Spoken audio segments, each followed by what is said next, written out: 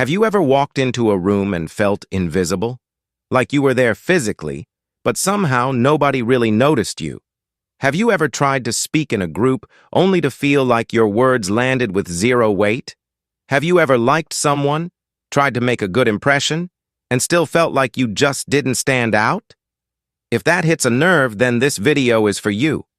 Because let's be honest, most people think charisma is something you're either born with or you're not. They think attractive people are just lucky. Better face, better voice, better height, better genetics, better life. That's lazy thinking. Charisma is not magic. It's not status. It's not fame. And it's definitely not just looks. Charisma is a set of behaviors. And the good news is this: behaviors can be trained. Some of the most magnetic people in the world weren't always that way.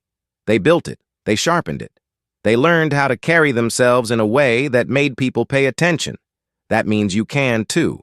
So in this video, I'm going to give you 6 simple but powerful keys that can make you far more charismatic and attractive in everyday life.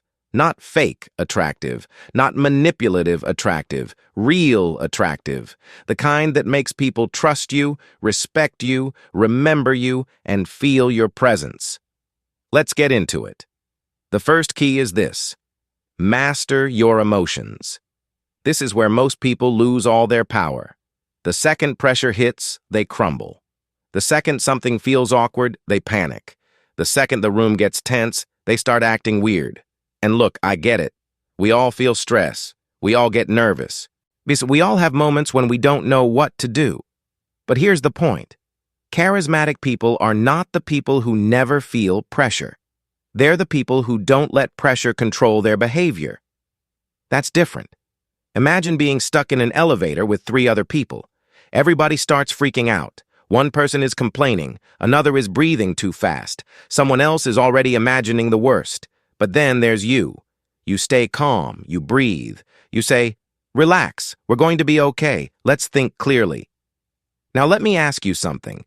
Who instantly becomes the center of gravity in that situation? The loudest person? No. The most emotional person? No. The calmest person. That's what emotional control does. It gives you weight. People are naturally drawn to the person who feels grounded when everything else feels unstable. And this applies everywhere: at work, on a date, in a classroom, during conflict, at family gatherings, in interviews, in public speaking, in social settings. If you lose yourself every time something becomes uncomfortable, people feel your instability. But when you stay composed, they feel your strength.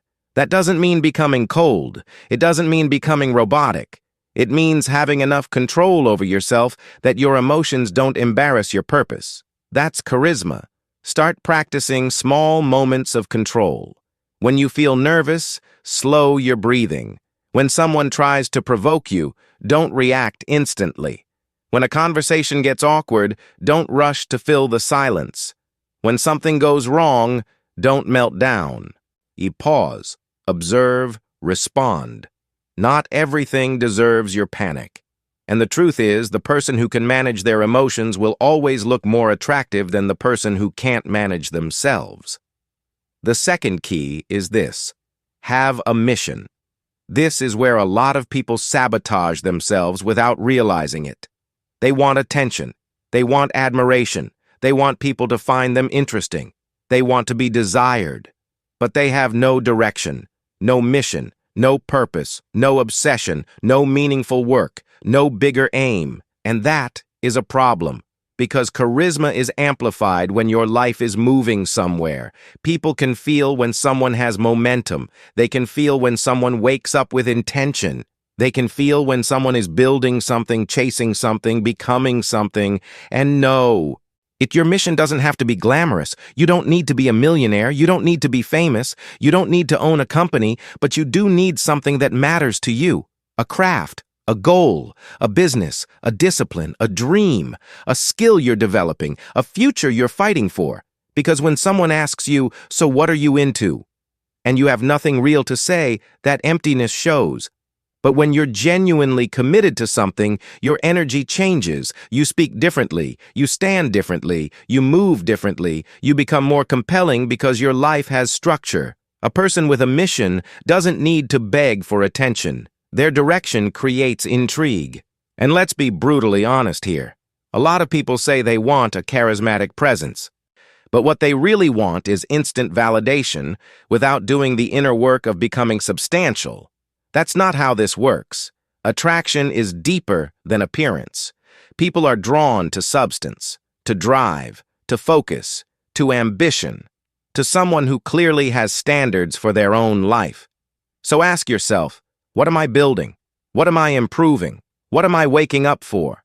Because the moment your life has meaning, your presence starts carrying more power.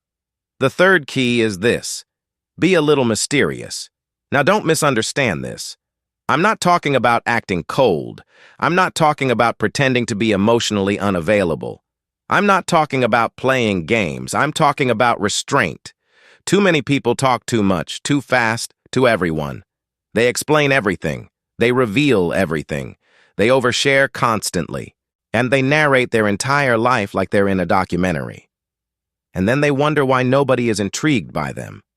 Listen carefully. If people know everything about you immediately, there's nothing left to discover. Mystery creates curiosity. Curiosity creates attention. Attention creates attraction. You do not need to reveal every plan while it's still fragile. You do not need to explain every detail of your private life. You do not need to prove your honesty by being an open book to everybody. Not everybody deserves full access to you. Charismatic people understand this. They know how to speak without emptying themselves. They know how to answer without over-explaining. They know how to keep some things sacred. That's powerful. Because when you leave a little space, people lean in. They wonder. They think about you after the conversation ends. And that matters. There's a difference between being transparent and being too available. There's a difference between being authentic and being exposed. So stop telling everybody everything. You're working on something? Good. Say less until it's real. You're dating someone? Fine. Keep parts of it private. You have goals? Great. Protect them while they're growing. You don't need to hide. You just need to stop making yourself completely predictable. A little mystery makes your presence more memorable. The fourth key is this: talk less, listen better. This right here changes everything socially. A lot of people think charisma is about speaking well. And yes, speaking well matters, but that's only half the equation. Because some of the most charismatic people you'll ever meet are not the ones who dominate every conversation. They're the ones who make other people feel deeply heard. That's a rare skill. Most people don't listen. They wait. They wait for their turn to talk. They wait for their turn to impress. They wait for their turn to bring the subject back to themselves. That's not connection. That's competition. And people can feel it. But when you genuinely listen, really listen, you become different. You ask thoughtful questions. You pay attention to details. You don't interrupt. You don't force your story into everything. You don't make everything about you. And suddenly, people feel safe around you, seen around you, valued around you. That is magnetic. Because the truth is, most people are starving for presence. They're surrounded by noise, but rarely understood. So when you show up with real attention, you become unforgettable. You don't need to perform all the time. You don't need to prove all the time. Sometimes the strongest thing you can do is simply hold space and respond with intelligence. And here's the crazy part. People often leave a conversation thinking you were incredibly interesting, even if you barely talked about yourself. Why? Because you made them feel important. That's social power. So next time you're in a conversation, stop trying to win it. Stop trying to look clever every 5 seconds. Stop trying to outtalk everybody. Instead, get curious. Ask better questions. Listen to tone, not just words. Notice what matters to people. Then when you do speak, your words will carry more value because they'll come from observation, not ego. The fifth key is this: use eye contact. This sounds simple, but don't underestimate it. A lot of people destroy their own attractiveness because they cannot hold eye contact. They look down. They look away too quickly. They look around the room while talking. They break the connection before it even forms. And what does that communicate? Doubt, discomfort, nervousness, lack of confidence. Now let's be clear. Eye contact doesn't mean staring like a psychopath. It doesn't mean trying to intimidate people. It doesn't mean turning every interaction into some weird dominance contest. It means being present enough to look someone in the eyes when you speak to them. That alone changes the energy. When you look someone in the eyes, your words feel more honest, your presence feels more grounded, your confidence feels more believable, and people respond to that instantly. Think about the difference. Someone says, "Nice to meet you," while looking at the floor. Now compare that to someone who looks at you directly, smiles slightly, and says, "Nice to meet you." Completely different impact. Eye contact builds connection. It signals calm. It shows that you're not hiding from the moment. And in attraction, this matters even more. A lot of people talk about charm, but they can't even maintain a grounded look for 3 seconds. That's a problem. Because attraction often begins before words. It begins in energy, in composure, in how safe and certain you seem in your own skin. So practice this. When greeting people, look them in the eyes. When thanking someone, look them in the eyes. When making a point, look them in the eyes. When listening, don't let your gaze wander every 2 seconds. At first, it may feel uncomfortable. Good. That means you're training a weakness. Confidence usually feels awkward before it feels natural. The 6th key is this. Take care of your appearance. Now here comes the part people love to act fake about. You'll hear people say, "Looks don't matter," or "just be yourself," or "clothes don't mean anything." That sounds nice. It's also incomplete. Appearance is communication. Before people know your values, your intelligence, your discipline, or your heart, they see what you present. That's reality. And if you ignore that reality, you don't become deeper. You become naive. Taking care of your appearance doesn't mean being obsessed with brands. It doesn't mean spending ridiculous money. It doesn't mean becoming superficial. It means respecting the first message your presence sends. Are you clean? Are you well-groomed? Do your clothes fit? Do you smell fresh? Do you look intentional? Does your posture match the image you want to project? These things matter, because people read signals fast. If you look neglected, they assume there's neglect somewhere else too. If you look sharp, they assume there's structure. If you look disciplined, they assume there's self-respect. Fair or unfair, that's how perception works. So use it. Dress in a way that aligns with who you want to be. Not who you were 3 years ago.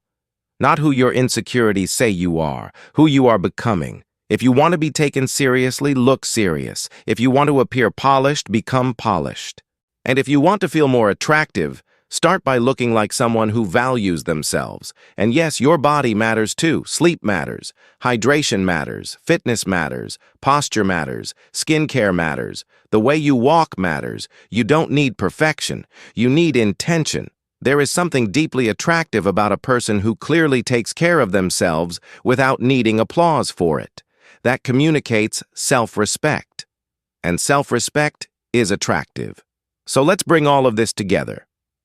If you want to be more charismatic and attractive, stop looking for tricks. Stop looking for lines. Stop looking for shortcuts. Build these 6 things instead. Learn to master your emotions so pressure doesn't own you.